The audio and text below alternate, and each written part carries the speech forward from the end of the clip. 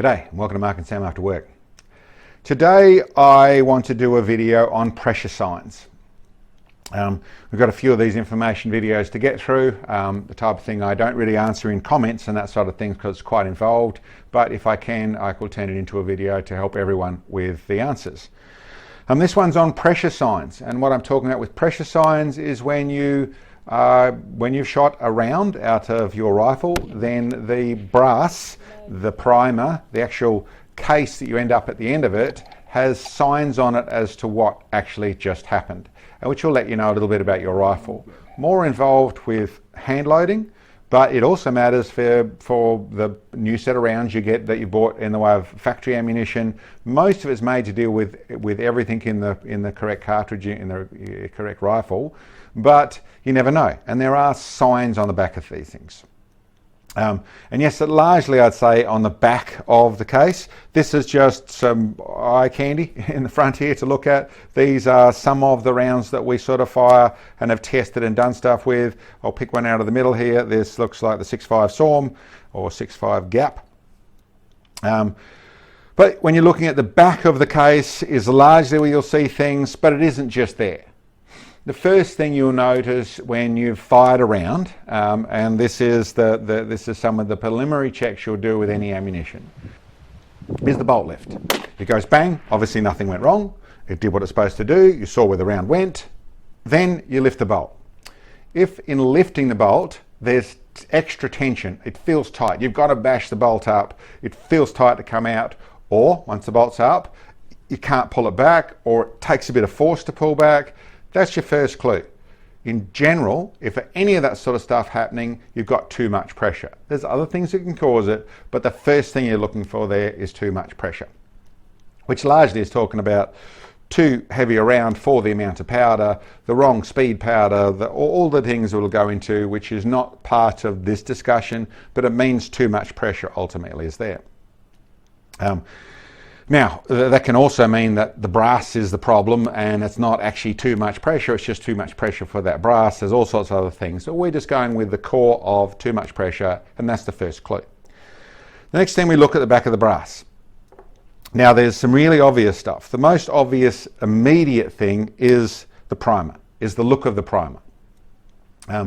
There is also witness marks of your ejector slot or the ejector plunger or the actual stamping on the back of the brass, which simply means that when it goes bang, the explosion happens, everything expands in micro milliseconds, happens very quickly. With enough force, the brass goes from pushing to where it actually starts to imprint. It's actually talking about brass flow. It's got that much pressure on it, it'll actually start to take the shape of something because it's stamping. The same as if you get your hand and put it into some plasticine, squish it down, you get that flow of things around that leaves your imprint. Well, that's what's the imprint of your hand. That's what can happen as the brass starts to push back very heavily onto the front of the bolt. And then everything from your firing pin and the gap around your firing pin, so the clearance from the firing pin to the bolt, the machining on the front of the bolt face, any indents like the ejector plunger or the ejector slot, which is part of extractor slot, which happens on like a control feed rifle, all that stuff starts to show up on the back of the brass. Isn't necessarily bad, but in most cases when you start to see where that with any real clarity would tend to suggest you're on the edge or too much pressure as well. But let's go back to where I started. You start off with the shape of the primer. The primer starts off in a very smooth, rounded corners. We'll have a little bit of flatness where it was pushed in, but otherwise it's got nice smooth radiuses on the corners. That is the first thing that you'll be glancing at. Without any other problems, that's the first thing you're looking at. If that stays really, really round and smooth, then in most cases that means you're probably fairly low on pressure. You might not want any more. You might be shooting in a low pressure round. It might be where this one shoots, is you want less recoil, or it's whatever it is. It might be, but largely down there, it means that you have fairly low pressure. It isn't the only clue, but you get some cartridges the way they're designed, some brass the way it's designed, and some primers that are very hard and don't move very much that can all show those signs. But largely it means you're not too much up on the pressure. But it's the first, that's a, and I suppose I would say for people who want low pressure, that's a tick. To me, if I've got very soft round corners on the bottom of the primer after I've fired, it means I haven't got enough pressure. And I probably know that because when I loaded the case, there wasn't that much of a fill going on, or maybe it's the powder I'm using, that sort of stuff. But it tends to be there's a fair bit more speed I can gain out of it because I can go further on those corners.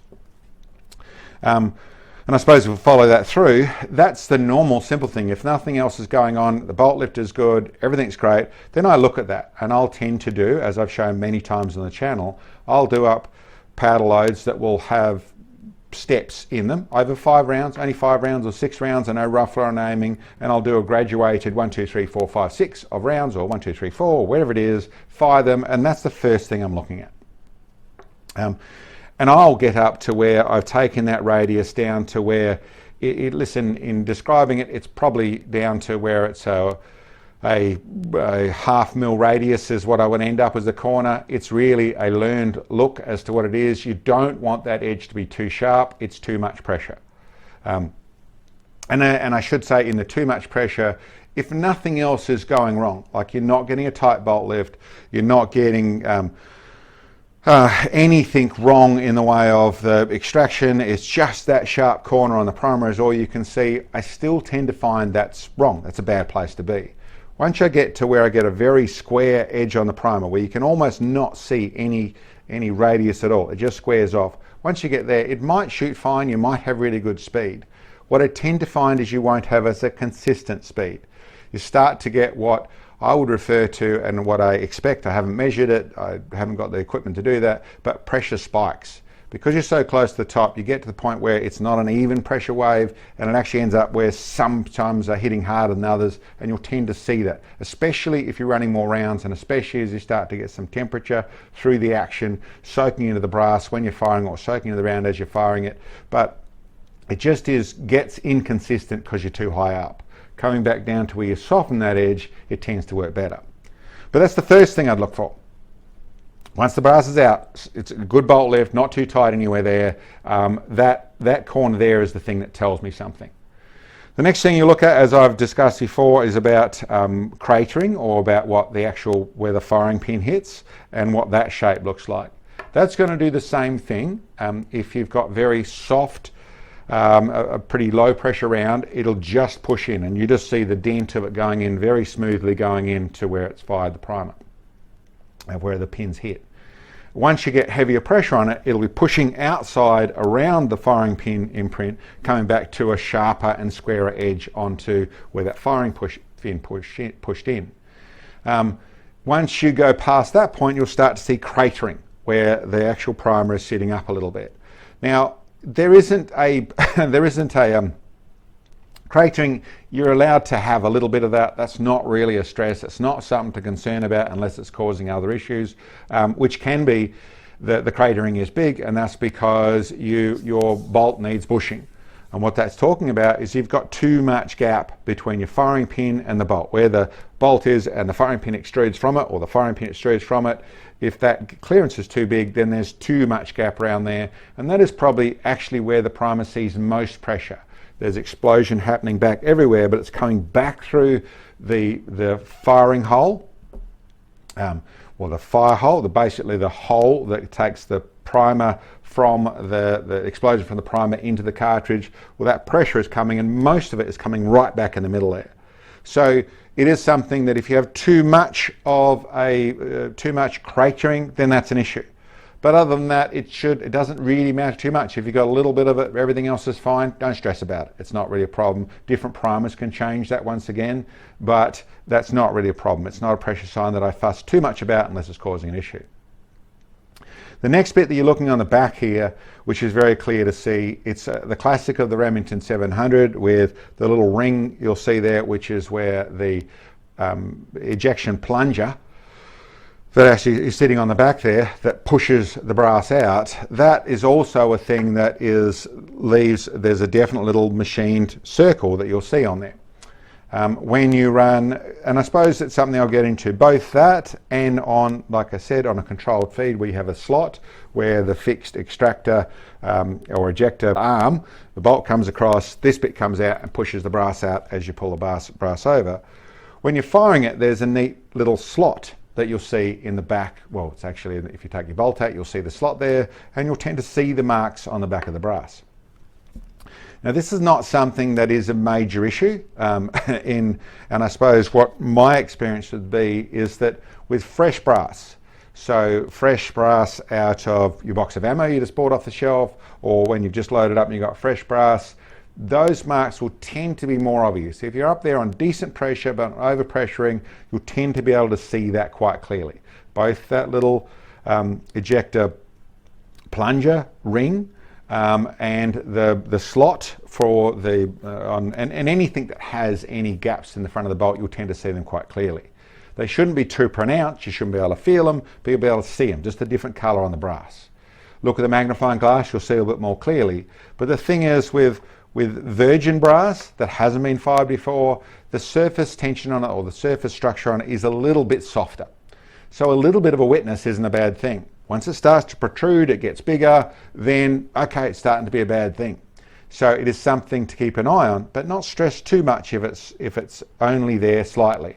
I tend to, with reloading, with factory ammo, if you've got no issues, it goes bang and it got no issues, doesn't lift the bolt whatsoever, and that's all you're doing. You're putting that brass away, you're not using it again, you're just getting more factory ammo. It doesn't really matter, it's not too much to fuss on.